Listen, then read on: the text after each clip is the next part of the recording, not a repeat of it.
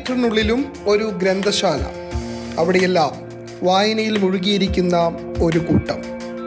വായനയെ ലഹരിയാക്കി മാറ്റിയ ഒരു ജനത. സംസ്ഥാനത്ത് ഏറ്റവും കൂടുതൽ ലൈബ്രറികളുള്ള പഞ്ചായത്താണ് മയ്യിൽ.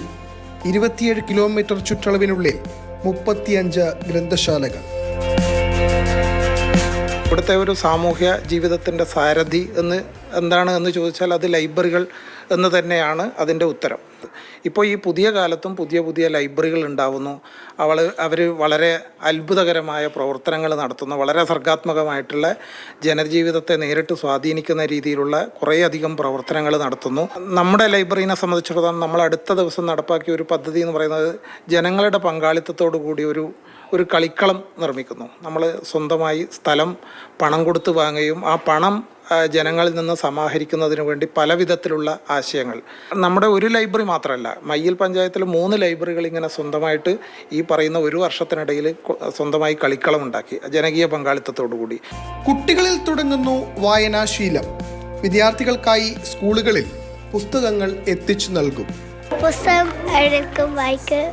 അല്ലെങ്കിൽ ഈ വായനാ തിളക്കത്തിന് അതിഥിച്ച് സ്കൂളിൽ കൊണ്ടുതരും ബുക്കുകൾ.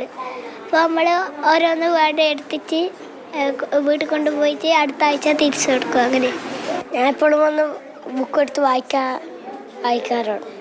കുറേ അറിവുകൾ കിട്ടുന്നുണ്ട്.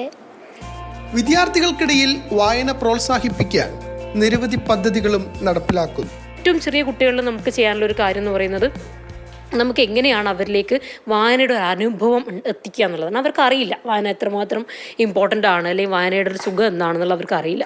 അപ്പോൾ ഒരു നിർബന്ധിതമായിട്ടുള്ള ഒരു രീതിയിൽ കൂടെ മാത്രമേ നമുക്ക് എത്തിക്കാൻ പറ്റുള്ളൂ. ഇപ്പോൾ നമ്മൾ ചെയ്യുന്ന ഒരു പരിപാടി എന്ന് പറയുന്നത് എല്ലാ കുട്ടികൾക്കും എല്ലാ സ്കൂൾ അവധിക്കാലങ്ങളിലും അവർക്ക് നിർബന്ധമായും നിങ്ങളൊരു 50 പുസ്തകം വായിച്ചു കഴിഞ്ഞാൽ നിങ്ങൾക്കൊരു യാത്ര, അല്ലെങ്കിൽ നിങ്ങൾക്കൊരു ഒരു പഠനയാത്ര, വിസ്മയിലേക്കൊരു യാത്ര, ഇങ്ങനെ ചില ആകർഷകമായ ഘടകങ്ങൾ അവരുടെ മുന്നിലേക്ക് വെച്ചുകൊണ്ട് അവർ ഒരു 50 പുസ്തകങ്ങൾ ഈ വായനശാലയിൽ നിന്ന് എടുക്കുകയും വായനയുടെ ഒരു അനുഭവം അവർ ഉണ്ടാക്കിയെടുക്കുക എന്നുള്ളതാണ്. സ്വാതന്ത്ര്യ സമരകാലത്ത് തുടങ്ങിയതാണ് മയ്യിൽ പ്രദേശത്തെ ഗ്രന്ഥശാലകൾ.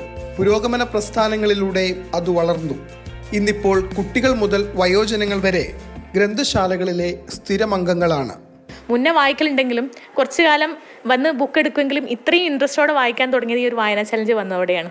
അപ്പോൾ ബുക്ക് എടുക്കും, എല്ലാ മാസം ബുക്ക് എടുക്കും, അതിൻ്റെ കുറിപ്പുകൾ എഴുതും. നമ്മൾക്കുള്ളിലുള്ള കാര്യങ്ങൾ എക്സ്പ്രസ് ചെയ്യാനുള്ള ഒരു അവസരം കൂടിയാണല്ലോ. അപ്പോൾ കൂടുതൽ എഴുതും. അപ്പോൾ എഴുത്തിൻ്റെ വഴികളും പണ്ട് നമ്മൾ നടന്നുപോയ കുറേ അനുഭവങ്ങൾ നമുക്ക് ഉണ്ടാവുമല്ലോ, അതെല്ലാം നമുക്ക് ഈ കഥകളിലൂടെ വായിക്കാനും എക്സ്പ്രസ് ചെയ്യാനുള്ള അവസരങ്ങൾ കുറേ കിട്ടി. അതുപോലെ നമുക്ക് ഒരേ ഫ്രണ്ട്സിനെയും കിട്ടി. അവരെല്ലാവരും വായിക്കാൻ വരാൻ തുടങ്ങി. ഇത്രയും ആൾക്കാർ വായിക്കുന്ന ആൾക്കാരുണ്ട്, ഇത്രയായിട്ട് എഴുതുന്ന ആൾക്കാരുണ്ട് എന്ന് മനസ്സിലാക്കി തന്നെ ഒരുപാട് സന്തോഷമായിട്ടും തോന്നി. കല്യാണം മുതൽ വീടുകളിലെ ആഘോഷ ദിനങ്ങളിൽ പുസ്തക ചർച്ചകൾ നടക്കും. വീട്ടുമുറ്റത്ത് കൂടിയിരുന്നൊരു സംവാദം. ആധുനിക ലോകത്തെ അപൂർവമായൊരു കാഴ്ച. അങ്ങനെ വായനയിലൂടെയും അതിലൂടെ ഉണ്ടാകുന്ന കൂട്ടായ്മയിലൂടെയും ലോകത്തിന് മുന്നിൽ ഒരു നാടിനെ അടയാളപ്പെടുത്തുകയാണ് മയ്യിൽ എന്ന ഗ്രാമം. മാതൃഭൂമി ന്യൂസ്, കണ്ണൂർ.